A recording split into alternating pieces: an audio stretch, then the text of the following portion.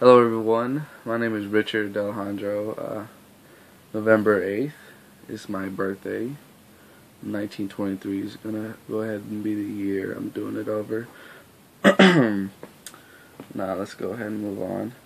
The Beer Hall Push of 1923. I know it's a weird word, but it's Bush, the right pronouncement. But anyway, the Beer Hall Push is pretty much was Hitler's first attempt to take over the Weimar government of Ebert and turn it into a nationalistic one instead.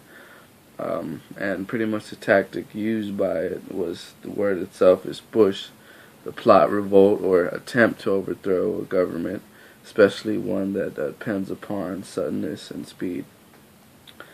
Now, on November 8th, 1923, the Bavarian Prime Minister, Gustav Kahr, was addressing a meeting over around 3,000 businessmen and at a beer hall in Munich. Kahr was joined by, some of the most senior men in Bavarian politics, including Caesar, Bavaria's police chief, you got Laszlo, and the local army commander. You have a picture of Gustav right there. Hitler and 600 of his stormtroopers, which were called the SA for short, arrived at the meeting and proceeded to the back of the hall. And they're pretty much around the hall, surrounding it. It was more of a tactic used by Hitler to intimidate everyone who was inside it, especially whoever was in the top, as in politicians. Now, the national revolution has broken out. The hall is surrounded.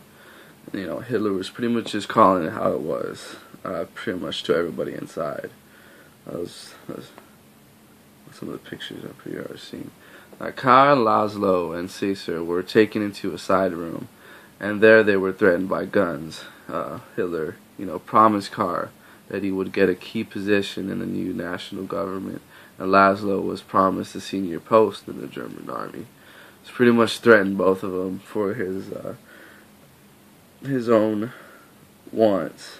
Now, Hitler declared to the waiting audience that Kahr had agreed to support him, even though he had not. And that's pretty much something that Hitler would do in the first place, so it's not surprising.